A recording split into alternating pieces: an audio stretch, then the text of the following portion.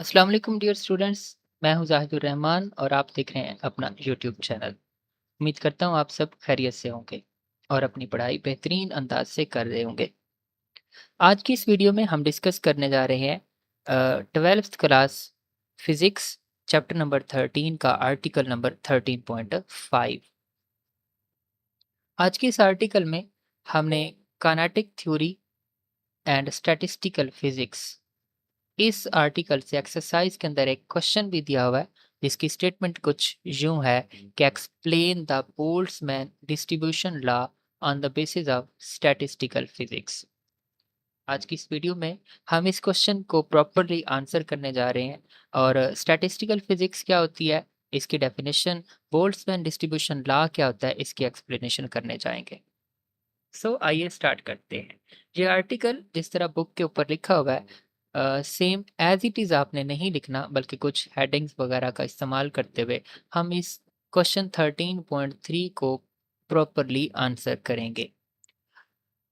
इस क्वेश्चन को किस तरह से लिखना है अगर इसके बारे में बोर्ड में पूछा जाता है तो ये तो मैं आपको बाद में बताऊंगा, लेकिन पहले इस आर्टिकल के अंदर हम क्या कुछ पढ़ने जा रहे हैं उसको मैं रफली आपको पहले समझाना बेहतर समझूंगा।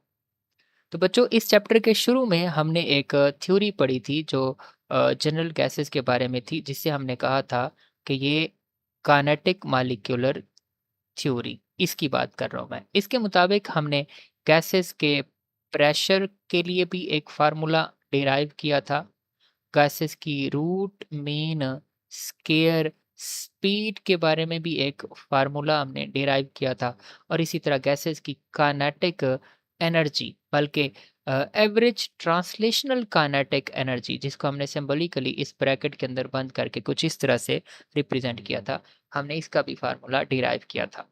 प्रेशर के लिए एक फार्मूला हमने पढ़ा था कि pressure of gas is equal P is equal to 1/3 N M into V square, ये फार्मूला था। और इसी तरह रूट मीन स्केयर्ड स्पीड को हमने वी आर एम एस से रिप्रेजेंट किया था, और इसका एक फार्मूला हमने डिराइव किया था 3 kBT/m। इसी तरह एवरेज ट्रांसलेशनल काइनेटिक एनर्जी का हमने फार्मूला क्या पढ़ा था, ये फार्मूला था 3/2 kBT। ये तीनों फार्मूले हमने इस चैप्टर में kinetic molecular theory of gases का इस्तेमाल करते हुए गैसेस के बारे में डिराइव किए थे। बच्चों, ये जो काइनेटिक मॉलिक्यूलर थ्योरी थी या काइनेटिक थ्योरी ऑफ गैसेस थी, ये जिन गैसेस के ऊपर लगती है, उन गैसेस के अंदर जो नंबर ऑफ पार्टिकल्स होते हैं वो बहुत ज़्यादा होते हैं।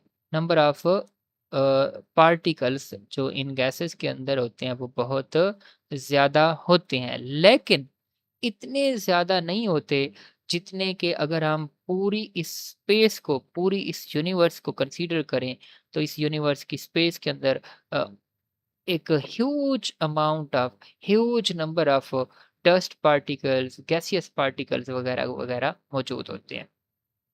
तो फिर यानी कि ये जो केएमटी है, काइनेटिक मॉलिक्यूलर थ्योरी है, ये हमारे एक लिमिटेड से सिस्टम ऑफ गैस को स्टडी करने के लिए इस्तेमाल करते हैं, लेकिन इसके जो हम रिजल्ट्स डिड्यूस करते हैं वो कोई इतने ज़्यादा बेहतर नहीं होते।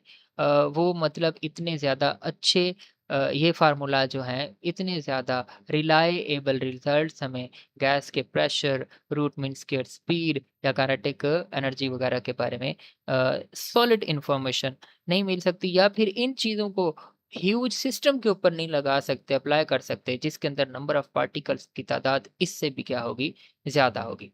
तो फिर यहाँ ज़रूरत पड़ती है हमें किसी और मॉडल की, किसी और थ्योरी की, और वो जो थ्योरी है उसे हम बोलते हैं प्रोबेबिलिटी थ्योरी। प्रोबेबिलिटी थ्योरी क्या होगी, इसे हम प्रॉपरली डिफाइन वगैरह तो वहीं आर्टिकल को लिखते हुए ही करेंगे, उस क्वेश्चन 13.3 का आंसर देते हुए। लेकिन यहाँ पे मैं सिर्फ आपको बता रहा हूँ कि प्रोबेबिलिटी थ्योरी क्या है।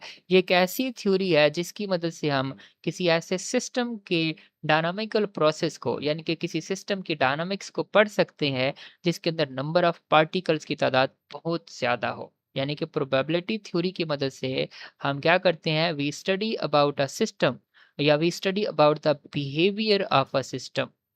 तो क्या बता रहा हूँ, क्या लिख रहा हूँ, बिहेवियर ऑफ सिस्टम, कैसा सिस्टम? एक ऐसा सिस्टम जो कि क्या रखता हो, लार्ज नंबर ऑफ पार्टिकल्स या मॉलिक्यूल्स रखता हो।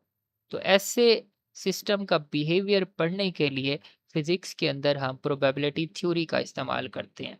और फिर प्रोबेबिलिटी थ्योरी का इस्तेमाल करते हुए फिजिक्स में जब हम किसी ऐसे सिस्टम को स्टडी कर रहे होंगे, तो फिजिक्स की वो जो ब्रांच होगी वो क्या कहलाएगी? वो स्टैटिस्टिकल फिजिक्स कहलाएगी। क्या कहलाएगी जी? स्टैटिस्टिकल फिजिक्स कहलाएगी। तो आपको एक तरह से स्टैटिस्टिकल फिजिक्स की भी डेफिनेशन मिल जाएगी।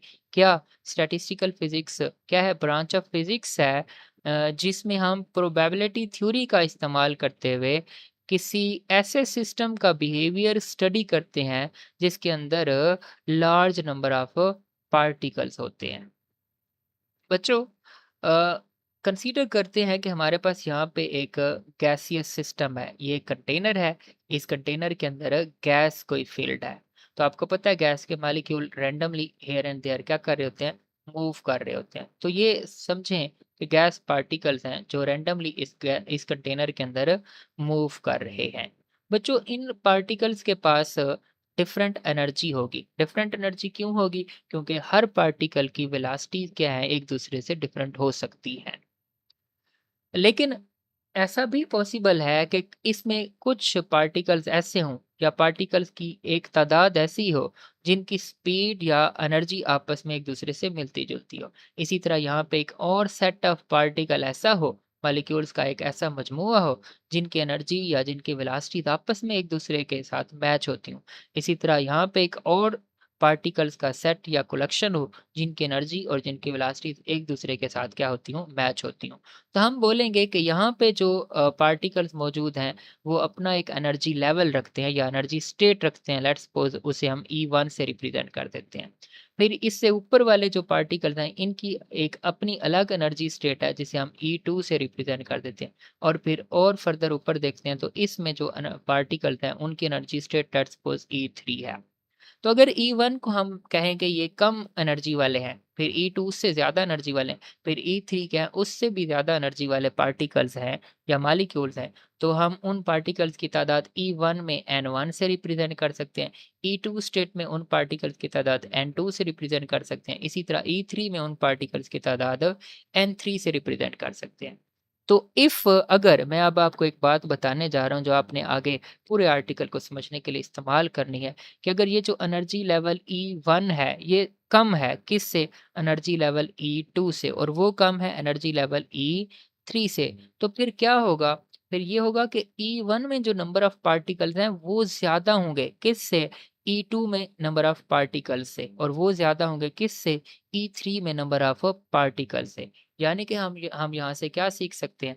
हम ये सीख सकते हैं, ये जान सकते हैं कि गैस के मॉलिक्यूल्स जो जो कंटेनर वगैरह के अंदर फ़िल्ड है, वो मॉलिक्यूल्स ज़्यादा मॉलिक्यूल्स कहाँ रहना चाहते हैं? ये देखें सबसे ज़्यादा तादाद कहाँ है? N1 वाली तादाद सबसे ज़्यादा, और वो कहाँ रह रहे हैं? वो रह रहे हैं E1 एनर्जी लेवल में, E1 वाली स्टेट ऑफ एनर्जी में। अब E1 कौन-सी स्टेट ऑफ एनर्जी है? ये वो स्टेट ऑफ एनर्जी है जिसे हम लीस्ट स्टेट ऑफ एनर्जी कहेंगे। यानी कि मॉलिक्यूल्स ऐसी स्टेट में रहना चाहते हैं जहाँ पे एनर्जी क्या होती है? कम होती है। तो इस लोअर एनर्जी स्टेट से अपर एनर्जी स्टेट में जाने के लिए उन्हें बाहर से एक्सटर्नली या किसी भी तरह से मतलब कोई एनर्जी मिलेगी, तो फिर वो लोअर एनर्जी स्टेट से हायर में चले जाएँगे। फिर उन्हें फर्दर वहाँ एनर्जी मिलेगी कोलिजन्स वगैरह की वजह से, तो फिर वो वहाँ से फर्दर एक और हायर एनर्जी स्टेट में चले जाएँगे। यानी कि अगर मॉलिक्यूल्स को एनर्जी मिलती है, तो वो अपनी एनर्जी स्टेट चेंज करके हायर एनर्जी स्टेट में चले जाएँगे। अदरवाइज़ वो लोअर एनर्जी स्टेट में रहना क्या करेंगे? पसंद करेंगे। लेकिन एक बात जो अब आपने यहाँ से याद रख लेनी है कि जो सबसे कम एनर्जी लेवल होगा पार्टिकल्स की, उसके अंदर तादाद सबसे क्या होगी? ज़्यादा होगी। और उसके बाद अगर कोई एनर्जी लेवल आता है, तो उसमें पार्टिकल की तादाद अ, कम होती जाएगी, फिर उससे भी ऊपर फर्दर जाएँगे तो वहाँ पे भी पार्टिकल्स की तादाद क्या होती जाएगी? कम। अगर मैं इस चीज़ को कुछ इस तरह से मॉडल करना चाहूँ कि ये लेट्स सपोज़ ये गैस मॉलिक्यूल्स का एक कंटेनर है, तो इसके अंदर ये यहाँ तक एक एनर्जी लेवल है, कौन-सा? E1, और फिर उसके ऊपर ये यहाँ तक कौन-सा एनर्जी लेवल है? ये कौन सा है E2। फिर उसके ऊपर कौन सा एनर्जी लेवल है, ये है E3। और सबसे ज़्यादा एनर्जी वाला कौन सा लेवल है, ये E4। तो E1 में मॉलिक्यूल्स की तादाद क्या होगी, बहुत ज़्यादा होगी। ज़्यादातर मॉलिक्यूल्स किस में रहना पसंद करेंगे, E1 में। लेकिन E2 में तादाद मॉलिक्यूल्स की होगी लेकिन E1 के लिहाज से कम, और E3 में उससे कम हो जाएगी, और E4 में तो चंद ही मॉलिक्यूल्स होंगे। यानी कि आप क्या देख रहे हो, आप यूँ देख रहे हो कि जैसे-जैसे एनर्जी बढ़ती जा रही है, वैसे-वैसे number of molecules in that energy state n वो क्या होता जा रहा है, कम होता जा रहा है। अब इसी चीज़ को पढ़ने के लिए ही अ, बोल्ट्ज़मैन ने एक इक्वेशन पेश की, जिस इक्वेशन का नाम है बोल्ट्ज़मैन काइनेटिक इक्वेशन, या फिर उसी को हम बोल्ट्ज़मैन डिस्ट्रीब्यूशन लॉ भी बोलते हैं। अब इसे बोल्ट्ज़मैन डिस्ट्रीब्यूशन लॉ क्यों बोलते हैं? क्योंकि इस लॉ के मुताबिक हम डिफरेंट एनर्जी रखने वाले पार्टिकल्स को डिफरेंट एनर्जी स्टेट्स के अंदर क्या कर सकते हैं, डिस्ट्रीब्यूट कर सकते हैं। हम इस चीज़ का अंदाज़ा लगा सकते हैं कि ये पार्टिकल यहाँ मौजूद होंगे, ये पार्टिकल्स इस एनर्जी स्टेट में मौजूद होंगे।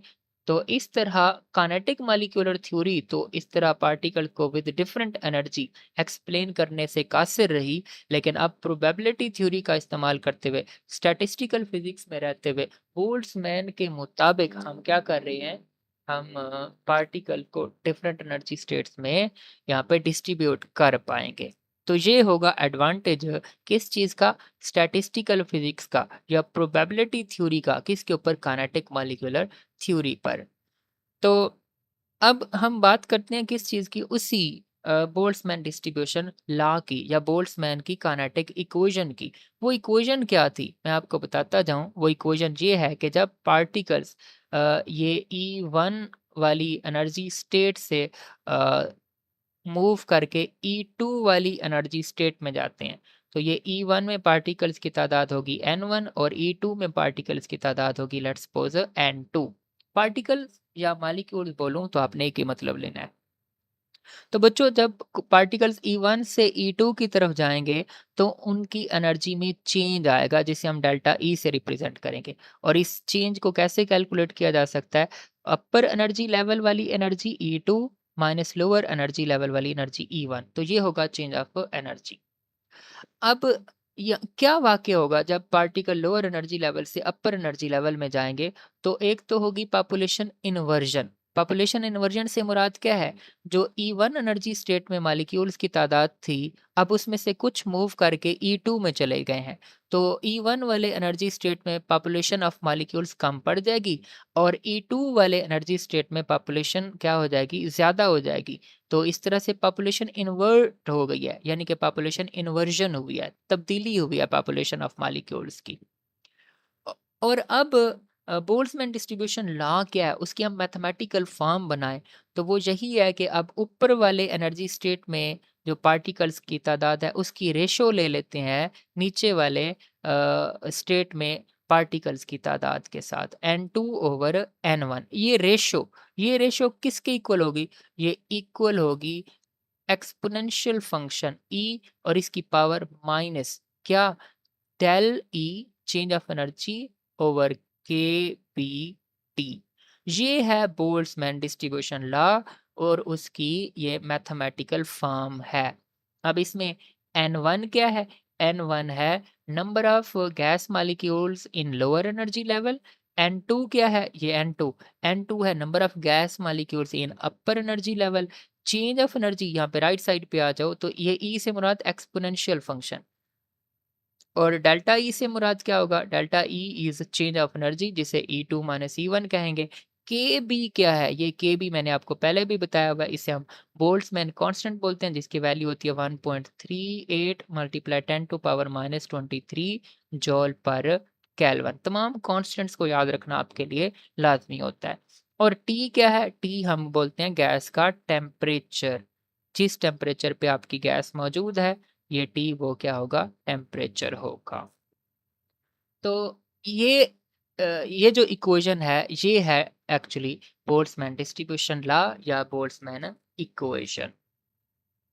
अब इसके मुताबिक हम पार्टिकल जो डिफरेंट एनर्जी स्टेट्स में मौजूद होंगे, उनकी हम एनर्जी को भी पढ़ सकते हैं और उनकी हम पॉपुलेशन को भी पढ़ सकते हैं।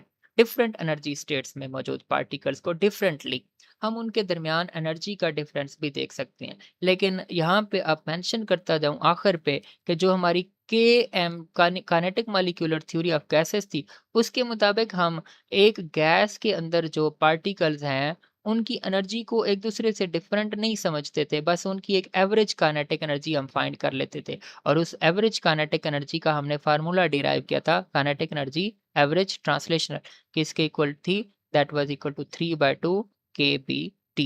तो ये फार्मूला इतना ज़्यादा मालूमात नहीं प्रोवाइड करता, मतलब ये गैस के तमाम मॉलिक्यूल्स की सिर्फ एवरेज एनर्जी दे देगा। लेकिन हालांकि दरअसल देखने को क्या मिलेगा, यहाँ तक जो मॉलिक्यूल्स होंगे इस लोअर एनर्जी स्टेट में, यहाँ पे मॉलिक्यूल्स की तादाद क्या होगी, सबसे ज़्यादा होगी, लेकिन इनकी एनर्जी क्या होगी, कम। फिर इससे ऊपर जाते हैं तो वहाँ पे एनर्जी और कम होती जाएगी और फिर ऊपर जाएंगे एनर्जी और कम होती जाएगी, फिर ऊपर जाएंगे, इस तरह एनर्जी और क्या होती जाएगी, कम होती जाएगी। सो ये जो बोल्ट्जमैन डिस्ट्रीब्यूशन इक्वेशन है, वो हमें इस काइनेटिक मॉलिक्यूलर थ्योरी वाली इक्वेशन से ज़्यादा इन्फॉर्मेशन प्रोवाइड करती है। क्या इन्फॉर्मेशन प्रोवाइड करती है? वो ये बताती है कि जैसे-जैसे हम अपर एनर्जी स्टेट की तरफ क्या करते हैं, मूव करते हैं, तो वैसे-वैसे पार्टिकल्स की तादाद डिफरेंट एनर्जी स्टेट्स के अंदर क्या होती जाती है, चेंज होती जाती है। और अगर हम हायर एनर्जी स्टेट की तरफ जा रहे हैं, तो ये एक्स्पोनेंशियल फंक्शन में ये वो जो नेगेटिव आ रही है पावर में, वो ये बता रही है कि पार्टिकल्स की तादाद वैसे-वैसे क्या होती जाएगी, एन की वैल्यू यानी कि पार्टिकल्स की तादाद कम होती जाएगी, डाउन होती जाएगी। आप देखें लोअर एनर्जी लेवल में सबसे जो लीस्ट एनर्जी लेवल है E1, वहाँ पे पार्टिकल्स की तादाद N1 जो है, वो क्या है, सबसे ज़्यादा है। फिर E2 में पार्टिकल्स की तादाद क्या हो जाएगी, उससे क्या हो जाएगी, कम हो जाएगी। फिर E3 में पार्टिकल्स की तादाद उससे भी कम और फिर E4 में पार्टिकल्स की तादाद सबसे क्या हो जाएगी, कम होती जाएगी। सो डिस्ट्रीब्यूशन लॉ यानी कि बोल्ट्जमैन डिस्ट्रीब्यूशन लॉ की हम एक डेफिनेशन या स्टेटमेंट भी लिखेंगे और वो स्टेटमेंट क्या होगी कि the probability of finding a gas molecule varies, यानी कि किसी गैस के किसी मॉलिक्यूल्स को फाइंड करने की जो प्रोबेबिलिटी है, फाइंड करने के जो चांसेस हैं, वो तब्दील होते रहते हैं। कैसे-कैसे? Exponentially to the negative of change of energy divided by KBT। So ये इस तरह से हम एक स्टेटमेंट भी क्या करेंगे, डेवलप करेंगे। बहरहाल जब क्वेश्चन लिखूंगा तो इस स्टेटमेंट को वर्डिंग में मैं आपको लिख के भी समझाऊंगा, तो वहाँ आपको अच्छे से आसानी आ जाएगी, से समझ आ जाएगी। तो ये था पूरा एक ओवरऑल ओवरव्यू, इसका कॉन्सेप्ट स्टैटिस्टिकल इस फिजिक्स का, जिस को हम इस्तेमाल करते हुए इस टॉपिक को, कौन से टॉपिक को, kinetic theory and statistical physics, इसको हम स्टडी करने वाले थे। इसके बारे में एक्सरसाइज में क्वेश्चन क्या दिया हुआ है, ऑलरेडी ऊपर आपके सामने स्क्रीन के ऊपर इस वक्त नजर आ रहा है। 13.3 क्वेश्चन है, explain the Boltzmann distribution law on the basis of statistical physics. तो आइए अब इस टॉपिक को समझ लेने के बाद अब इस 13.3 क्वेश्चन का प्रॉपर आंसर लिखने जा रहे हैं। तो वो बात स्टार्ट होती है इस क्वेश्चन का, ये क्वेश्चन मैंने एक दफ़ा फिर से यहाँ आपके सामने पेस्ट कर दिया और इसको आप प्रॉपरली आप आंसर कैसे करेंगे, वो भी मैंने आपके सामने लिख दिया है। जी, तो इस क्वेश्चन को आंसर करने के लिए सबसे पहले हम बात करेंगे, उसने चूंकि आपसे सवाल में ही बोला है कि आप एक्सप्लेन कीजिए बोल्ट्जमैन डिस्ट्रीब्यूशन लॉ को on the basis of statistical physics. तो सबसे पहले जो इस क्वेश्चन में आंसर करने वाली बात है, वो ये स्टैटिस्टिकल फिजिक्स है। क्या है स्टैटिस्टिकल फिजिक्स? तो इसकी डेफिनेशन लिख देंगे सबसे पहले। The branch of physics which uses probability theory to study about a system containing large number of particles. एक ऐसा सिस्टम जिसके अंदर लार्ज नंबर ऑफ पार्टिकल्स हों, उनको स्टडी करने के लिए प्रोबेबिलिटी थ्योरी का इस्तेमाल करते हैं। तो इस ब्रांच ऑफ फिजिक्स का नाम क्या होगा? स्टैटिस्टिकल फिजिक्स होगा। आप आगे आप हेडिंग दे देंगे एक्सप्लेनेशन की और इसमें क्या लिखते हैं, देखिए वही सारी बातें जो मैंने आपको पहले ऑलरेडी समझा दी हैं। In any system there are large number of molecules और particles which perform random motion with different speeds. So these molecules have different energy levels such as E1, E2, E3 and so on and other higher energy levels. तो आपको पता है gas के अंदर different particles होंगे। Kinetic theory ने ये कहा था कि उन पार्टिकल्स की एक एवरेज एनर्जी होगी, जबकि स्टैटिस्टिकल फिजिक्स में हम क्या कह रहे हैं कि पार्टिकल के डिफरेंट ग्रुप्स होंगे या डिफरेंट सेट्स होंगे, या डिफरेंट एनर्जी स्टेट्स होंगी या डिस्क्रीट एनर्जी स्टेट्स होंगी, और उनको हमने नाम दे दिया E1, E2, E3 and so on and other higher energy levels. The number of molecules or particles corresponding to these energy levels are N1, N2, N3 and so on. जाहिर सी बात है E1 में पार्टिकल्स की तादाद N1 होगी, E2 में N2 होगी, E3 में N3, इसी तरह E4 में N4 होगी। यानी कि डिफरेंट एनर्जी लेवल में पार्टिकल्स की तादाद भी क्या होती जाएगी, डिफरेंट होती जाएगी। अब आगे वो कहता है when a molecule gets some energy from somewhere, ये फ्रॉम समवेयर से मुराद आपने लेना है गैस मॉलिक्यूल्स जब एक दूसरे के साथ कोलाइड करते हैं या कंटेनर की वाल्स के साथ कोलाइड करते हैं तो उन्हें एनर्जी मिलेगी। फ्रॉम समवेयर से मुराद किसी एक्सटर्नल सोर्स से नहीं, बाहर से नहीं, सिस्टम के अंदर से उन मॉलिक्यूल्स को अपने ही कोलाइयर से जो एनर्जी मिलेगी, तो वो मॉलिक्यूल फिर क्या करेगा, ऐसा मॉलिक्यूल जिसको एनर्जी मिलेगी वो क्या करता है, it goes to higher energy state.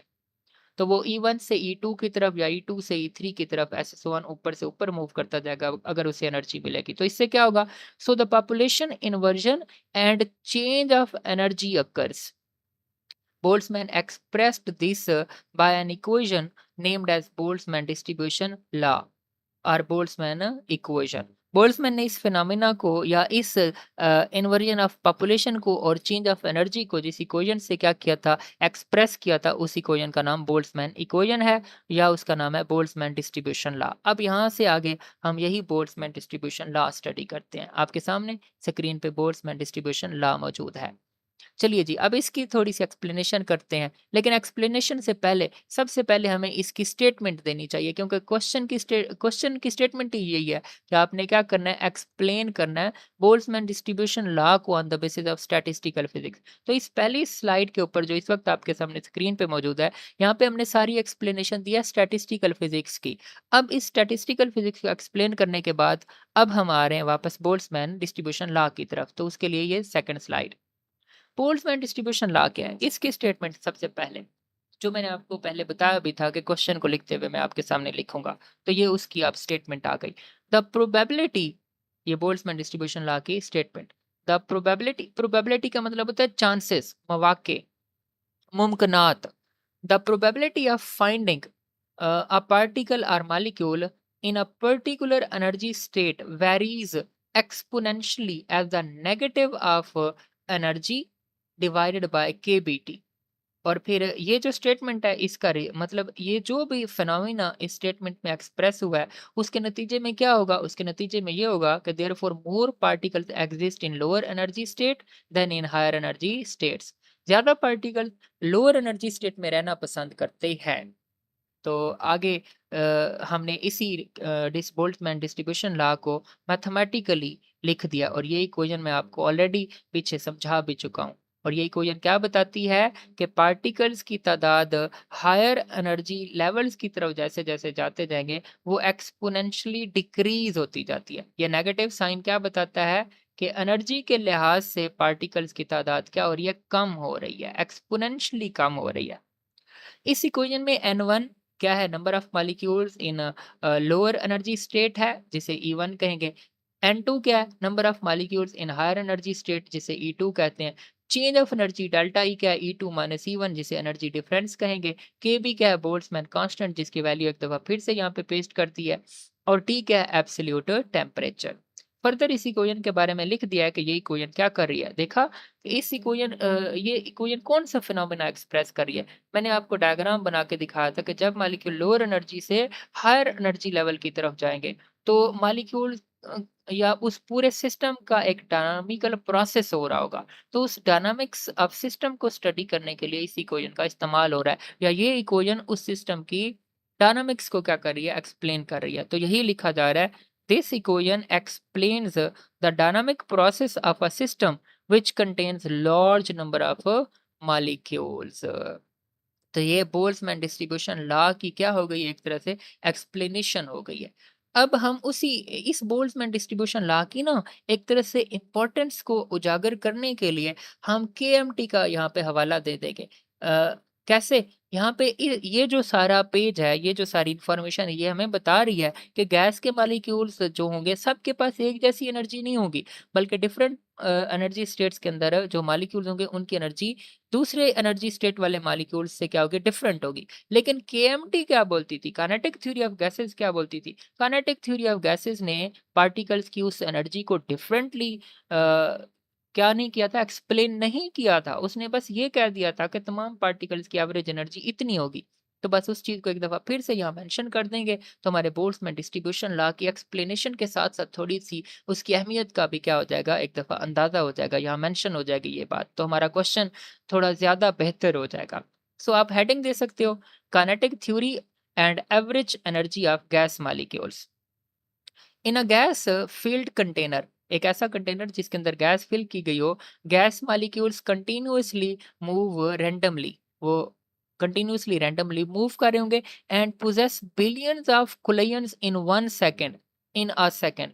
1 second के अंदर एक पार्टिकल जो होगा वो बिलियन ऑफ कोलिजन्स को फेस कर रहा होगा और जिसकी वजह से उसकी एनर्जी क्या हो रही होगी? चेंज हो रही होगी। According to kinetic theory there average energies, उन तमाम पार्टिकल्स की एवरेज एनर्जी बस काइनेटिक थ्योरी ने क्या दी कि वो होगी E average equal to 3/2 KBT होगी। अब इसमें where K B is gas constant per molecule, अब ये बात बड़ी समझने वाली है। ये इससे इससे क्या मुराद है कि गैस कांस्टेंट पर मॉलिक्यूल, के B is gas constant per molecule. बच्चों के बी इज मैंने नीचे लिख भी दिया है, लेकिन एक दफा फिर से आपको समझाने के लिए मैं लिख रहा हूँ कि K B is equal to gas constant. Gas constant क्या होता है? वो यूनिवर्सल गैस कांस्टेंट जिसे हम आर बोलते हैं, जैसे मैंने शुरू के लेक्चर में पढ़ाया था कि R is equal to universal gas constant या आइडियल गैस कांस्टेंट, जिसकी वैल्यू क्या थी? I think it was 8.314 joule per mole पर केल्विन। ये वैल्यू आपको याद होनी चाहिए। तो ये वो आर है, यूनिवर्सल गैस कांस्टेंट या आइडियल गैस कांस्टेंट। तो इसलिए वो लिख रहा है कि केबी क्या है? केबी इज गैस कांस्टेंट पर का मतलब होता है डिवाइडिंग बाय मॉलिक्यूल, नीचे होता है एन ए। अब एन क्या है? एवोगैड्रो नंबर, यानी कि नीचे मॉलिक्यूल्स की तादाद है। तो ये आर ओवर एन ए को उसने लफ्जों में वहां पे लिख दिया है कि के बी जो है वो क्या है? That is gas constant per molecule. तो आप मैथमेटिकली भी नीचे इसी चीज को क्या कर सकते हैं? लिख सकते हैं। तो ये था हमारा आर्टिकल कौन सा? 13.5, जिसमें हमने काइनेटिक थ्योरी और स्टैटिस्टिकल फिजिक्स दोनों को क्या किया है? स्टडी किया है। और इस आर्टिकल के मुताबिक एक्सरसाइज का क्वेश्चन 13.3 का आंसर दिया है।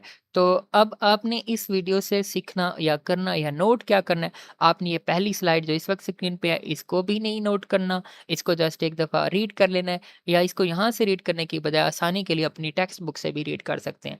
फिर ये जो सेकंड स्लाइड है यहाँ पे रफली चीज़ों को समझाया था, इसको भी आपने वैसे ही देख लेना है। ये थर्ड स्लाइड को भी याद नहीं करना, इसको बस एज इट इज़ वैसे अपने नॉलेज के लिए देखना है। याद करने वाली चीज़ें यहाँ से स्टार्ट होती हैं, जो कि इस प्रॉपर क्वेश्चन का आंसर है 13.3।